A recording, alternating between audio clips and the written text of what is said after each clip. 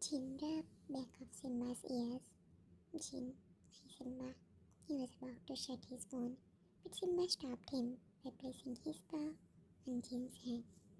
Ash, you wanna see him more? You already love him? Simba still twitched. He leaned into Jin's touch, his eyes closing in satisfaction, happy that his master is here with him and is spending some time as well. Jin was about to close his eyes when Simba took the scarf of wine in his paw, but it got stuck there. Simba tried to move his legs harshly, but Jin quickly intervened.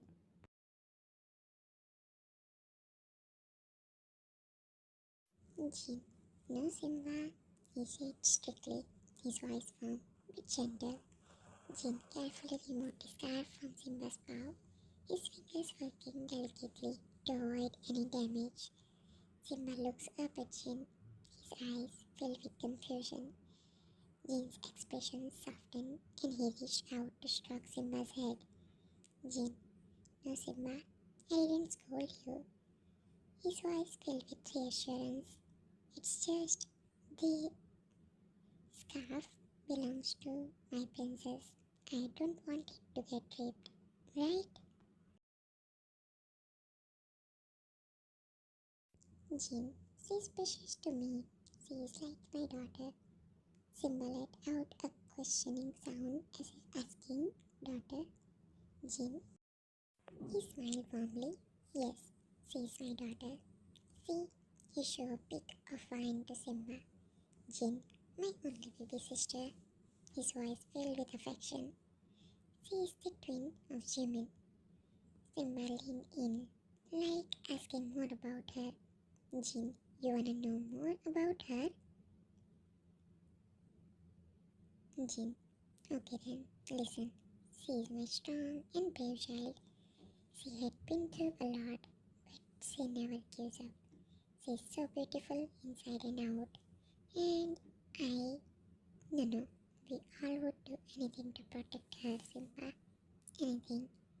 Simba let out a small growl, promising that he will also join them and would try to protect her alongside brothers. Jin, I know I can count on you, Simba. You're my loyal companion, my friend. The two of them sat in silence. Only sound of soft breeze can be heard. Jin spoke. This time his voice filled with determination. Jin, tomorrow, last day of their trip. And they aren't talking with each other as I expected. So we will go and find cook and wine first. Then we will complete our work, but we'll make sure they are safe together. So, be ready, my boy. Time skip to next morning. Jin and Simba set out on their mission. As they walked, Jin turned to Simba and repeated his instructions. Jin, Simba, I'm telling you again, not a scratch on them. Just scare them a little. Jin, we need to get their attention, but we don't want to hurt them. Are you saying this? He showed a rock to Simba. Jin, as soon as I throw a rock, you will run away from there and come to my direction. But you need to do it without their knowledge, okay? I don't want them to see you coming back to me, okay? Simba licked Jin's head, a gentle gesture that indicates he understood the task.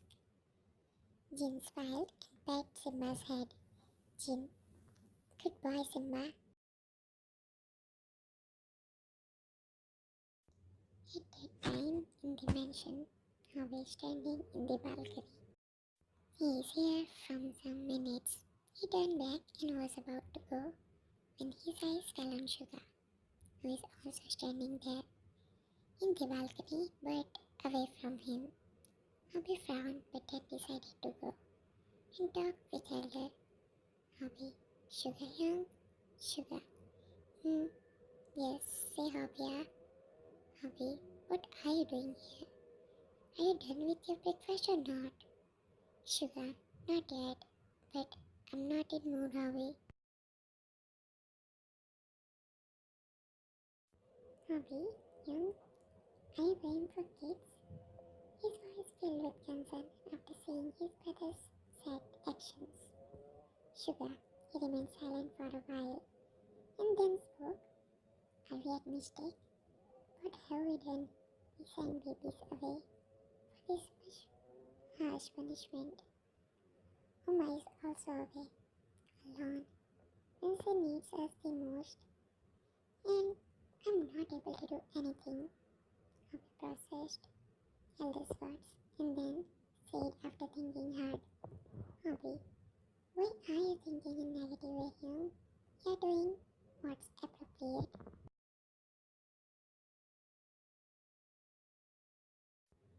Abby, talking about kids. Then, as he said, we need to understand that they aren't kids anymore. We keep babying them, but they aren't. The punishment was in need. Though I'm having that guilt of sending them far for 3 days, and I'm worried for them more as Sinyam isn't back yet. God knows what had happened between them that made him furious. And talking about Oma, then no need to worry. It's even safer for her to stay away from us. What if the attacker is one of our enemy and wants to harm us only? This way she will be safer. And I'm taking care of her. I'm in contact with guards.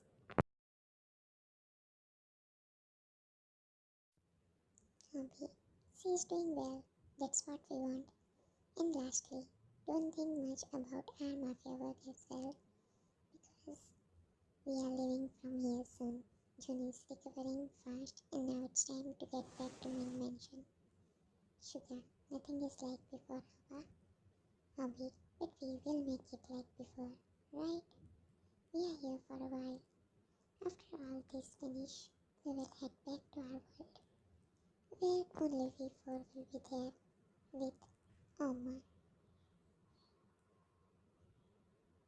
They aren't aware that someone heard these lines of their Sugar.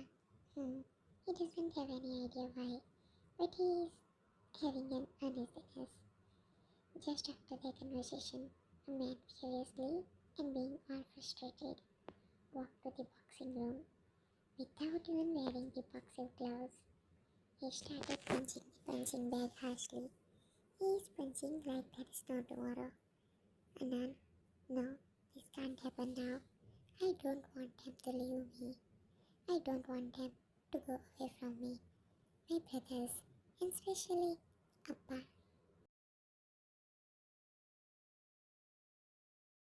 He said while punching with his full strength. Anand, this way everything will get messed up. What we will gonna do afterwards? No, no, I can't let them leave from here. With Ryan and Cook, both are still at their campsite, trying to make sense of their argument from the day before.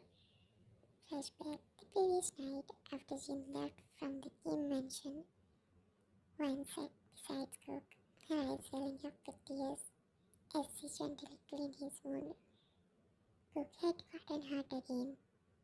His injured part had gotten worse. Her hands are trembling as she is applying antiseptic cream, trying not to hurt him more. Cook's eyes are closed, his face pale and drawn. Ryan's tears fell onto his arm, but he didn't stir. Ryan, her voice cracked and she whispered, why did this have to happen to you? You are always getting hurt because of me. Cook's eyes flickered open. He looked up at Ryan. He smiled weakly. Cook, don't cry, Nana. His voice barely audible.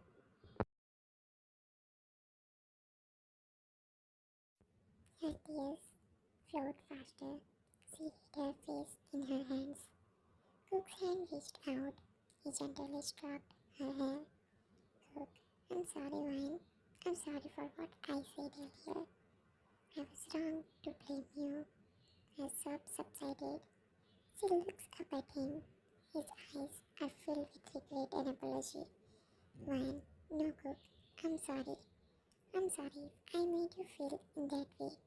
For not being careful and for not being understanding. Cook hiccuped her cheeks. We are both sorry then. Let's just forget about it. Okay?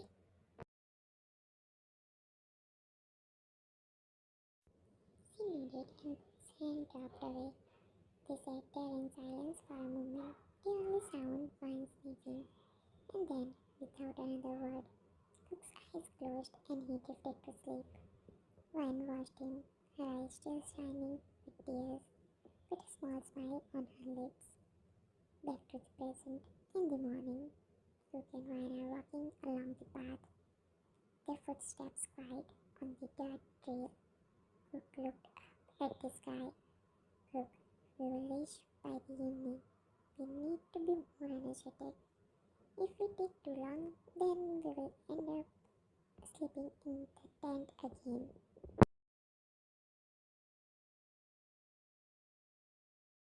Ryan made a face, her nose clenching up in the annoyance. Ryan, no, I don't want to sleep in that tent again. It's too disturbing. Cook just hummed, then walked fast. They picked up their pace, their footsteps quickening as they walked, but they stopped when they heard a rustling in the bushes. Both Cook and Ryan froze, their eyes scanning the underbrush. Cook whispers to Ryan, are wild animals living here?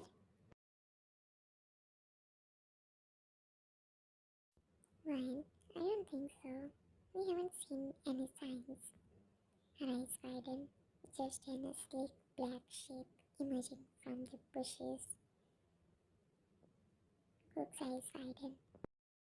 Ryan's breath caught in her throat. It is a black panther, its eyes shining in the sunlight, and as they watched, the panther's eyes locked onto them, its gaze piercing. Cook, what do we do? His hand automatically reached out to hers, and he pulled her closer to himself. Their eyes are fixed on Simba, Jin taking a look at them from far. Ryan and Cook's hearts racing in fear.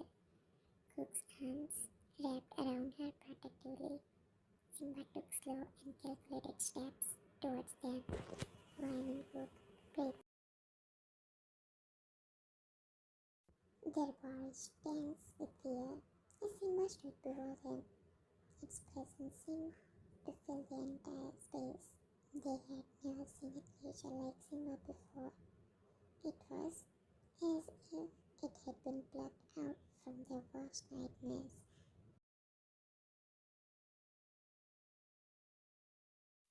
As Jin instructed him, he is standing at a distance from Siblings. He isn't doing anything because he doesn't want to get scolded from his master. Jin is facing them from far. He is happy that his kids are now finally together and are protecting each other. But being protective one, he stepped forward. Fine, run. I will take care of him. Fine, she whispered yells. Are you out of your mind? You can't fight with an animal.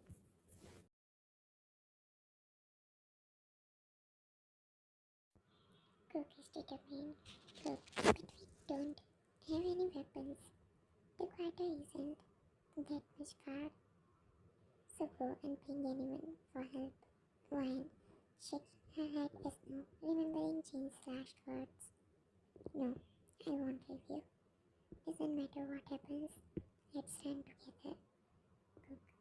Wine stopped being. She interrupted him. Wine, in a firm voice. It's not time to scold me. I'm not leaving you alone here. And that is final.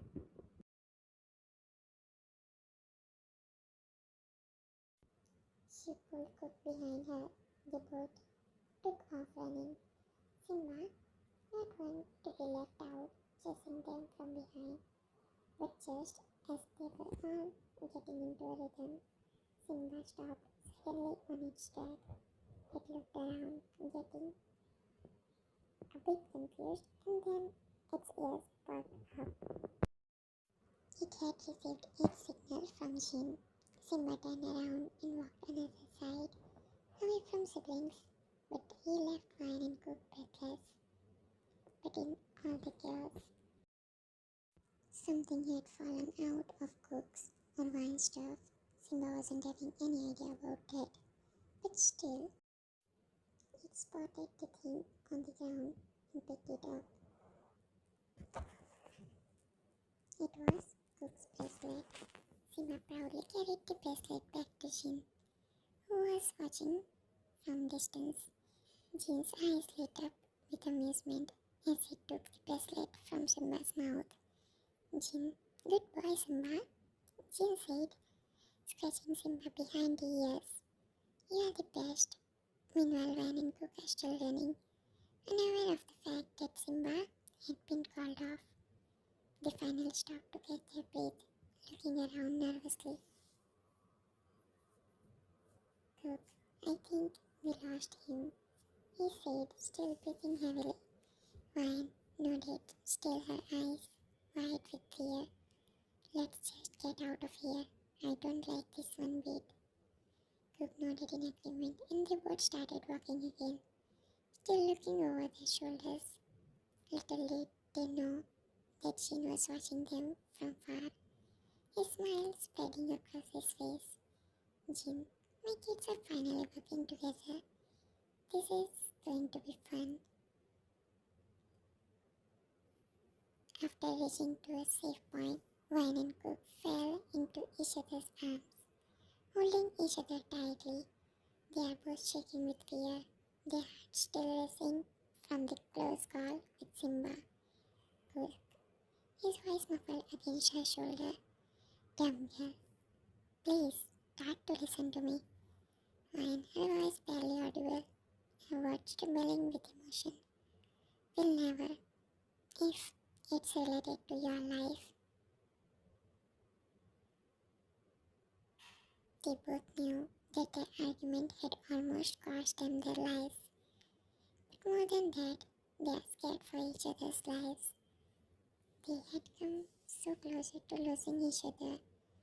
The thought was unbearable. Vine's body shook with sobs, her tears soaking into Cook's shirt. Vine, I'm sorry for everything. She cried, her voice cracked with so many emotions.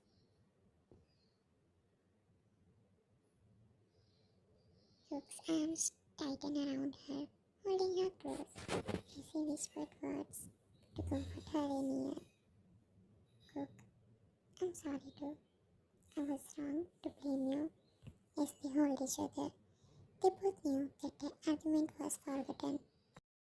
They had come too close to losing each other, and now all that matters is that they are safe and are together.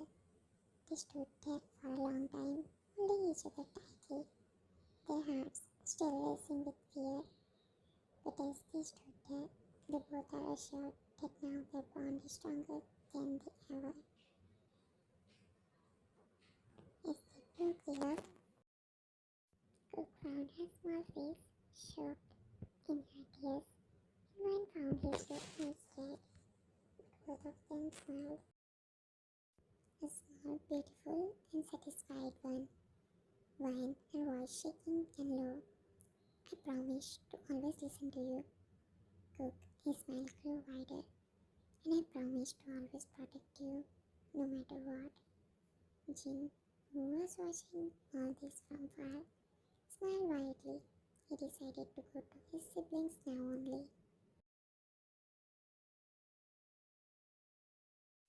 He doesn't want to leave them in this dark and dangerous forest alone again. So he approached them. Jin, learn the lesson, then come. One and Cook looked at each other. Then back at Jin, adjusting their posture to look more respectful. Jin, so now you understand your mistake? Both just nodded. Ryan, sorry for everything. Cook, Youngie sorry, and he stopped and hesitated. Jim, continue. What's it? Cook, say. Cook, can we go out of here? The place is having some wild animals. We just escaped one. And wait. His eyes widened when realization hit him. What are you doing here? That's when Vine also realized about Jane being here in front of them isn't normal at all. Vine, yes. What are you doing here? You found us. Aren't we far from the quarter yet? Asking in one breath.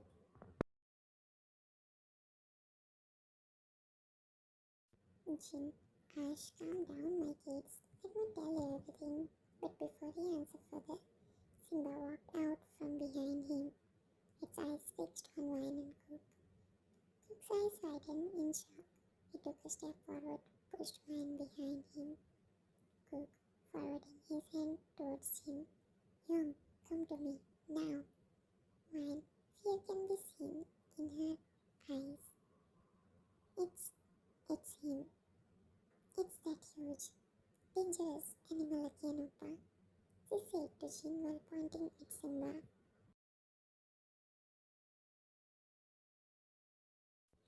What will happen now? Who was the one hurting himself after knowing about Min's departure? 250 likes, 50 comments to get the next part sooner. Maybe tomorrow, if you complete the target today only. Today. Take care. Bye.